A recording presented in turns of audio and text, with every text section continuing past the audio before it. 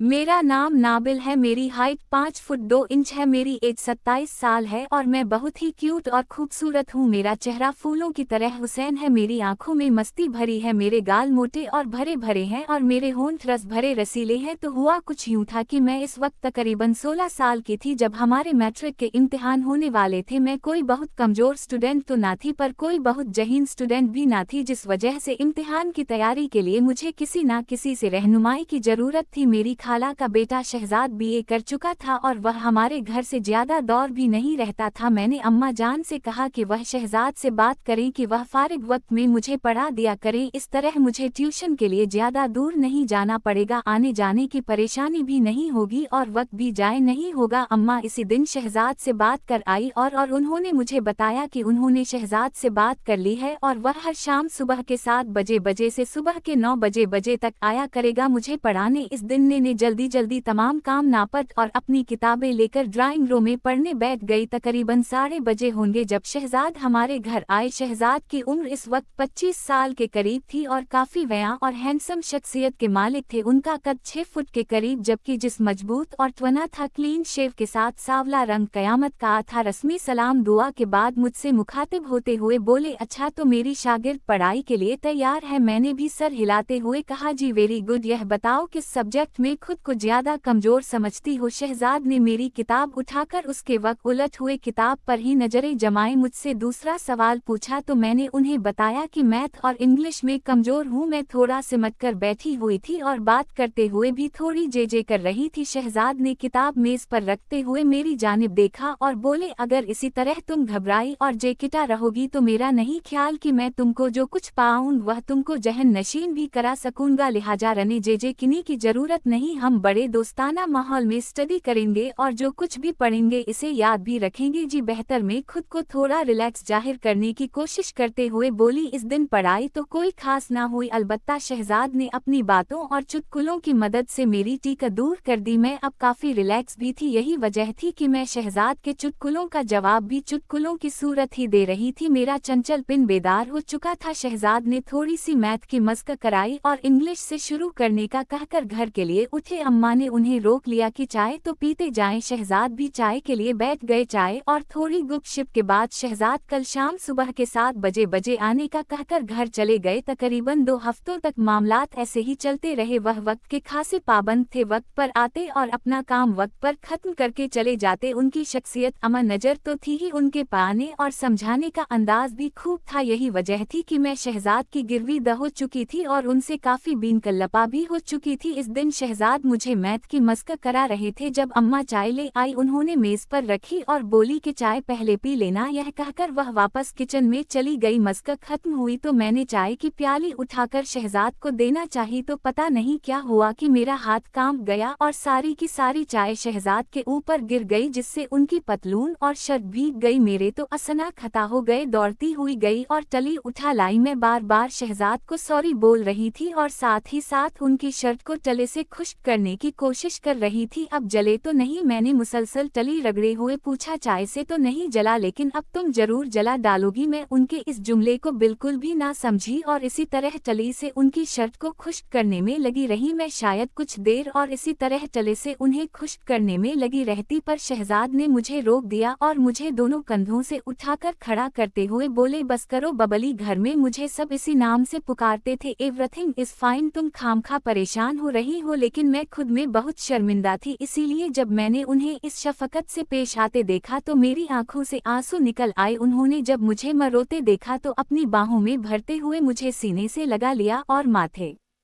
पर बोसा देते हुए बोला, अरे पगली रोती क्यों हो? तुमने जानबूझकर चाय थोड़ी गिराई है, यह तो आदसाती ऐसे हुआ। उनके धार से बंधने पर मुझे हौसला हुआ और मैंने आंसूते हुए कहा, जानती हूँ कि हादसा हुआ है, लेकिन आदसटा भी तो किसी ना किसी गलती का ही नतीजा होते हैं और इस हादसे की गलती की मैं ही जिम्मेदार हूँ। शहजाद भी शायद माहौल को खुशगवार बनाना चाहते थे, इसलिए बोला, बबली मैं तुम्हें इजाजत देता हूँ कि तुम ऐसे आदसटा रोज किया करो। वह हंस रहे थे और उनकी यह मानवी हंसी मेरी समझ से बाहर थी। मैं भी उन्हें हंसते देखकर मुस्कुरा दी। शहजाद ने कहा किल्ला वापस वहीं से शुरू करते हैं जहां पर हादसा हुआ था। यह कहते हुए उन्होंने मुझे अपनी बाहों के घेरे से आज़ाद कर दिया। मैंने वापस अपनी कुर्सी पर बैठकर किताब खोलना चाहा तो शहजाद ने कहा आज का काम खत्म, कल देखेंगे, मैं चलता हूँ क्योंकि इस हालत में मैं तुम्हें कुछ नहीं पढ़ा पाऊंगा। शहजाद अपनी किस हालत के बारे में कह रहे थे मुझे कुछ पता ना चला। मैं तो इस दिन जब मैं बेड पर थी तो यह वाकया बार बार मेरे दिमाग में घूम रहा था और यह सब इस वक्त तो मेरे लिए बेमानी थे, लेकिन अब उन वकीटा को सोचना अच्छा लग रहा था और मुझे पता ही ना चला कि कब नींद ने आ लिया और मैं नींद की गहरी वादी में गूंथ खाने लगी। इस रात मैंने बारहा ख्वाब में शहजाद को देखा। कभी हम किसी नदी के किनारे बैठे बातें कर रहे होते, कभी किसी पार्क के कोने में किसी बेंच पर बैठे कुछ राज और नियाज की बातें कर रहे होते, कभी पहाड़ों जंगलों और सहरावत, कभी ठाठ मारते समंदर की लहरों से खेल रहे होते। गरज इस रात मैंने और शहजाद ने मिलकर दुनिया जहान की सैर की। मैं इस दिन बहुत गहरी नींद सोई। सुबह उठी तो मेरे ख्वाब का हर मंजर मेरे जहन में नक्श था। मैं बिस्तर से उठना ही नहीं चाह रही थी, मैं उन ख्वाबों की दुनिया से निकलना ही नहीं चाह रही थी। मुझे इल्म नहीं कि ऐसा क्यों था, पर जो भी था बहुत फूला था। दूसरी शाम जब शहजाद हमारे घर पहुंचे तो मैं इसी वक्त नहाकर निकली थी। मेरे बाल गीले थे और उनसे अभी तक पानी टपक रहा। शहजाद की बार बार रोती हुई नजर को मैं बखूबी नोटिस कर सकती थी। मैं तो शहजाद को ख्वाबों में बसा चुकी थी, लेकिन यहाँ लगता था कि शहजाद के मन में भी कोई बात चल रही है। दौरान सदे मुझे आज मेरी दिल में अजीब अजीब ख्यालात आ रहे थे। मैं नहीं जानती थी कि प्यार किया है, लेकिन इतना जरूर था कि शहजाद के कायलता मुझे मदहोश कर रहे थे। जिंदगी में मुझे ऐसी फीलिंग पहले कभी नहीं हुई थी। यूं ही जब शहजाद मुझे मैथ के एक सवाल की मशक करा रहे थे तो मैं उनके साथ बहुत करीब हो गई थी। मैंने ऐसा कोई इरादत ना नहीं किया था, बल्कि ऐसा होना इत्तेफाक ना था। आखिर सुबह के 9 बजे और शहजाद घर जाने के लिए उठे तो मैं भी किताबें समेट कर उठी तो उन्होंने करीब से गुजरते हुए बड़ी आहिस्ते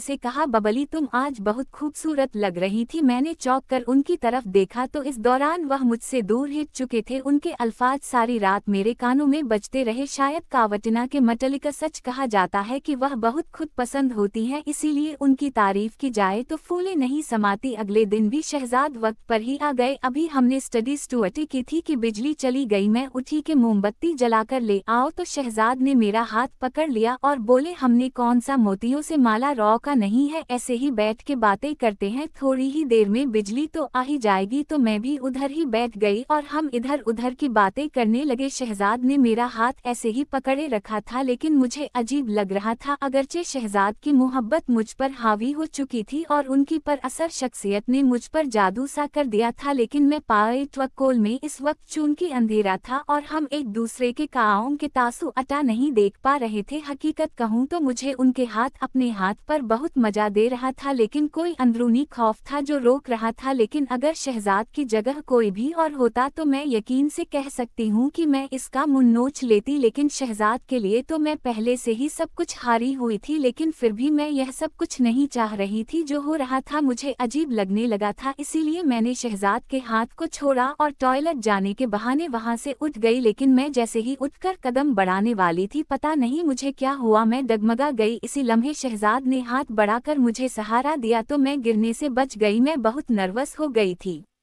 शायद मैं जल्दी से टॉयलेट की तरफ भागी। मुझे कुछ हाजत तो ना थी, अलबत्ता ठंडे पानी से मुंह पर छींटे मारे तो गर्मी का एहसास कुछ कम हुआ। मैं अभी टॉयलेट में ही थी कि बिजली आ गई। मैं वापस ड्राइंग रूम में आई तो शहजाद वहां मौजूद नहीं थे। मुझे परेशानी हुई कि ऐसा किया कि वह बताए बगैर ही चले गए। इसी वक्त अम्मा ड्राइंग रूम में आई तो उन्होंने बताया कि कह रहा था कि इसके सर में दर्द हो रहा है और बिजली भी नहीं है, इसलिए वह घर जा रहा है। मैंने भी किताबें समेटे और अपने बेडरूम में चली आई। मेरी सोच का महर बस शहजाद ही थे। इस रात भी मैं उन्हीं सोच में गर्क सो गई। सुबह उठी तो शहजाद के याद में सारा दिन मशहूर होती रही। शाम होने से पहले ही मैं शाम का बेचनी से इंतजार करने लगी। मैं देखना चाहती थी कि शहजाद आज कैसे बर्ताव करते हैं, लेकिन वक्त होने के बावजूद वो नहीं आए। मैं इंतजार करती रही, लेकिन मेरा इंतजार बस इंतजार ही रहा। वह 8 बजे तक नहीं आए तो मैंने अम्मा से कहा कि खैर हो शहजाद, पता नहीं आज क्यों नहीं आए। अम्मा ने कहा कोई और काम पड़ गया होगा इसलिए नहीं आ सका होगा। मैंने कहा नहीं अम्मा, कल जब वह गए थे तो उनकी तबीयत ठीक नहीं थी, क्या पता वह अभी तक ठीक ना हुए हो। अब खाला को फ़ोन करके उनका पता तो कराए। अम्मा को भी जैसे कुछ याद आया तो उन्होंने खाला को फ़ोन लगाया। तब खाला ने बताया कि शहजाद तो कल से सख्त बुखार में तप रहा है। मुझे इल्म हुआ तो सख्त बकिना हुई, दिल चाहा कि अभी जाऊं और उसका बुखार खुद पे ले लूं, लेकिन मैं इस वक्त क्या कर सकती थी। सुबह में अम्मा को साथ लेकर उनका पत्ता लेने खाला के घर गए तो देखा शहजाद वाकई बुखार की वजह से बिस्तर में पड़े थे। थोड़ी सी रस्मी बातचीत के बाद में इधर ही बैठ गई खाला और अम्मा भी साथ बैठी, अपनी बातों में मसापा हो गई। शहजाद ने एक बारगी हमारी तरफ देखा, फिर उन्होंने अपनी आंखें मूंद ली। हम खाला और अम्मा की मौजूदगी में कोई बात नहीं कर सकते थे, इसलिए हम खामोश बैठे थे जबकि खाला और अम्मा बातें कर रहे थे। बातों बातों में खाला ने बताया कि उनकी सहेली की बेटी की शादी थी जहां उनका जाना बहुत जरूरी था, लेकिन नहीं जा सकती। अम्मा पूछ रही थी क्यों नहीं जा सकती हो, तो खाला बोली जिसके साथ जाना था वह तो बिस्तर पर पड़ा है और आपके भाई साहिब खालू भी ऑफिस से छुट्टी नहीं ले सके कि उनके साथ चली जाती। अम्मा चूंकि खाला की सहेली को जानती थी और उन्हें पता था कि वह किधर रहती है, इसलिए खाला से बोली तुम्हारी सहेली कौन सा दूसरे शहर में रहती है, टैक्सी पकड़ो और 2-3 घंटे में वापस आ जाओगी। मैंने यह सुना तो मेरे दिमाग में आइडिया आया कि अगर अम्मा और खाला शादी पर चली जाएं तो मुझे शहजाद से अकेले में बात करने का मौका मिल जाएगा। यही सोचकर मैंने भी अम्मा की टेबा में कहा खाला अगर आपकी सहेली इसी शहर में रहती है तो तब आप जरूर हो आए, शहजाद की फिक्र ना करें, 2-3 घंटों तक हम उनकी तीमारदारी कर लेंगे। खाला और अम्मा दोनों को मैंने शादी में जाने पर आमादा कर लिया। अगरचे अम्मा जाना नहीं चाहती थी उन दोनों के जाने के बाद में, और शहजाद अब घर में अकेले थे। कोई 15 मिनट तक हमें कोई बात न हुई। शहजाद वैसे ही आंखें मूंदे लेटे रहे, शायद वह मेरा इंतजार कर रहे थे कि मैं कोई बात शुरू करूंगी, लेकिन मैं ताबा ओबा में रही कि बात शुरू कैसे करूं और कौन सी बात करूं। तन्हाई और खामोशी माहौल पर अजब पर सरत थी। शहजाद ने मेरी तरफ करवट लेकर आंखें खोल दी। नाबिल तुमने मुझे जला डाला, उनकी आवाज मेरी समातों से टकराई, उनकी नजरें मेरे चेहरे पर गड़ी थी। तुम शायद समझ रही होगी कि मैं बुखार से तप रहा हूँ, लेकिन ऐसा नहीं है, यह आग जिसमें मैं जल रहा हूँ तुम्हारी ही प्यार में लगी हुई है, देखो जल रहा हूँ मैं। यह कहते हुए उन्होंने मेरा हाथ अपने माथे पर लगा दिया। उनका माथा सच में अंगारे की तरह था। जीजी शहजाद, मेरे मुंह से बस इतना ही निकल पाया। शहजाद दीवानों की तरह मेरे हाथ को अपने चेहरे पर रख रहे थे जैसे वह इस तरह सुकून पा रहे हो। सुकून तो मुझे भी हासिल हो रहा था, मोहब्बत तो मुझे भी हो गई थी।